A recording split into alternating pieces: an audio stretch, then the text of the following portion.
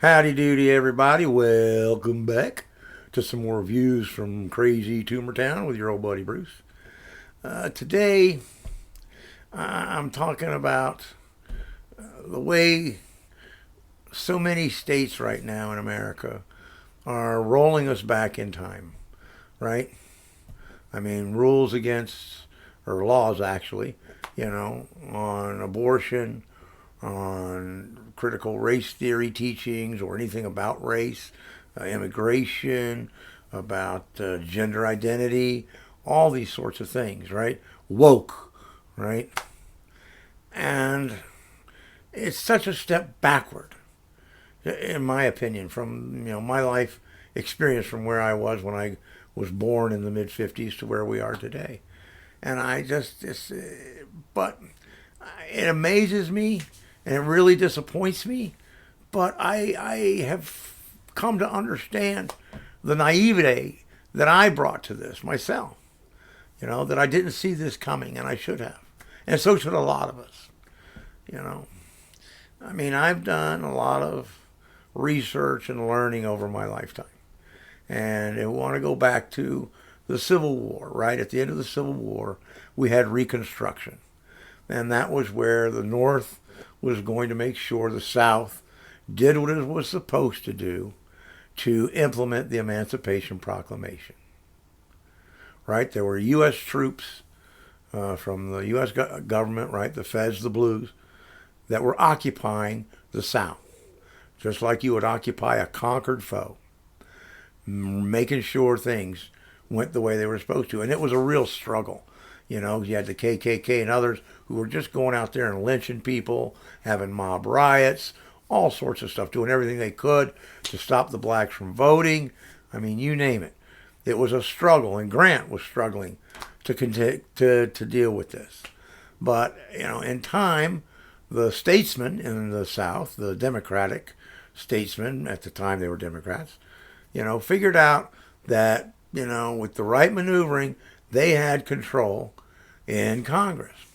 And when you came up with this one presidential election, I can't remember the name of it, you'll have to excuse me and look it up yourself, where everything, the electors and all this were all confused and all jumbled up. Everything was a mix. And that was really because that's what the Southern Democrats wanted. And they got themselves into a position where it was, hey, if you want that guy to be president, then you're going to have to make a deal with us. And that deal is you end Reconstruction and you get your troops out of my face. And that's what ended up happening. And that's when Jim Crow began, right? And every possible means they could come up with of keeping segregation, of keeping slavery intact in one way or another, they did. And that went on for decades and decades, really unchallenged by anybody. And it was a terribly, terribly sad period for America, in my opinion.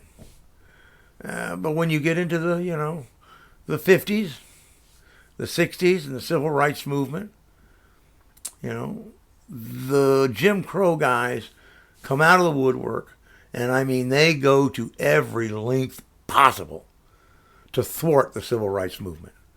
They throw every roadblock possible at it. They start, messing with education, messing with voting, messing with anything and everything. Laws about loitering, so they can just lock guys up randomly. Bam, bam, bam. I mean, all sorts of stuff. If you read about it and you get into it, you will see just how horrible it was and just how bigoted these people were. So even though we got the Civil Rights Act passed and signed, and me, like everybody else, I was young at the time, so I kind of was, went through the rest of my early adult life thinking, well, that was that, it's all over now, everybody's equal, isn't this great? Oh, no.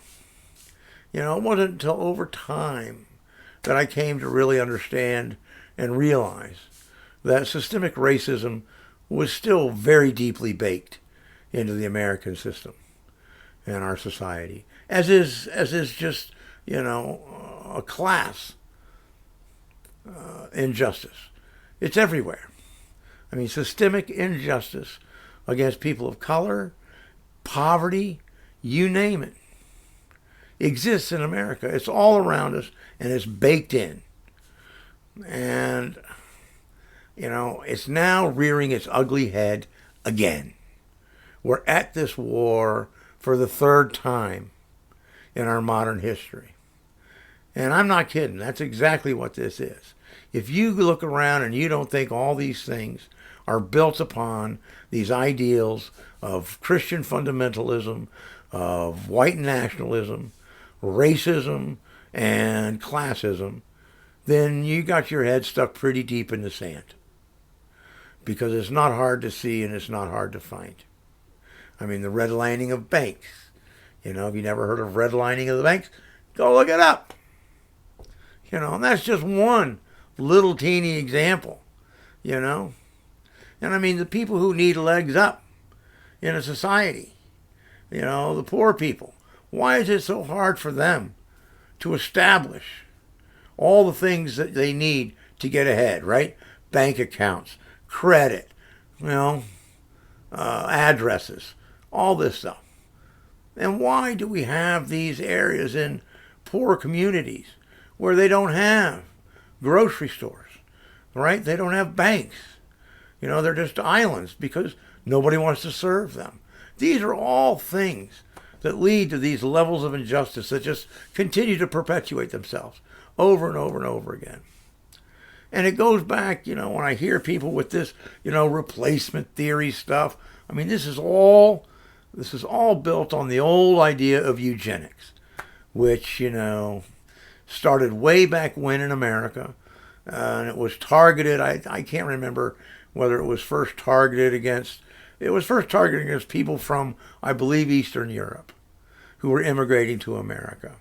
And the idea was, oh, no, we can't have our, kind of Nordic or Western European, white Christian majority threatened by these people coming in. We must come up with things. So they create this idea that they are in some way genetically, inferior, called eugenics. And eugenics was applied in all sorts of ways to all sorts of things. It was really very popular at a point in time. I mean, they used to have tests, right? They would give people to see, oh, are you a moron? Oh, you're a moron. Well, we can sock you away in an institution, or we can sterilize you so you can't have any kids and we won't have any more morons like you. I mean, crazy. Absolutely crazy stuff. But it was all done in the protection of the white majority of the day against whatever it was they wanted. And we've done this over time against every immigration group known to man. And now here we are, we're rolling out that same idea again, and we're going to use it to try to justify all of these things against all these other people. And it's just wrong, inherently wrong. I can't see how people don't understand that and see that. I mean, we are in a third fight against bigotry of all kinds that wants to take this country over and turn it into a autocratic, democracy ruled entirely by the white majority and for them alone. And yeah, you might have elections, but they'd be fake elections. They wouldn't be real. There really would never really be an opposition allowed to formulate and get a way in. It's just the way it would be. And I fear that, because I see it. I see it in people I know, and I hear it from them. And if you don't understand these things, you need to open your mind and you need to start thinking, clear the web, brush it out, start to turn your logic back on, your reasoning, your critical thinking. I know everybody has it. I don't care who you are. I know you have it. You just have thrown it away for a while. You got to get it back. You got to get it back. you know. Otherwise, we're in for a very, very long ride. So that's my message for this video.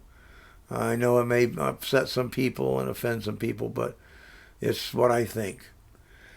And the more I see going around, the more it upsets me. And I wish I was a younger person and I could go out and fight these battles, but I can't. So it's going to be the young people who are going to have to win these wars and fight these battles and see through this crap. So I hope they do. And if you're an older person and you can see through this crap, make your voice heard. Speak up. And let's vote these yahoos out of office. And let's try to make some differences that can go forward so that we actually have a civil, rational society again at some point. And I don't know if we're ever going to get rid of, built-in injustice in a society. I don't know if it's possible. I'd like to think it is, but I don't know. Only time will tell, and I won't be here to find out, so I got to rely on you guys. Okay. Sorry to upset anybody, but that's just something I wanted to get off my chest. All right. Have a good afternoon or evening or wherever you are. Check you later. Peace and hang 10.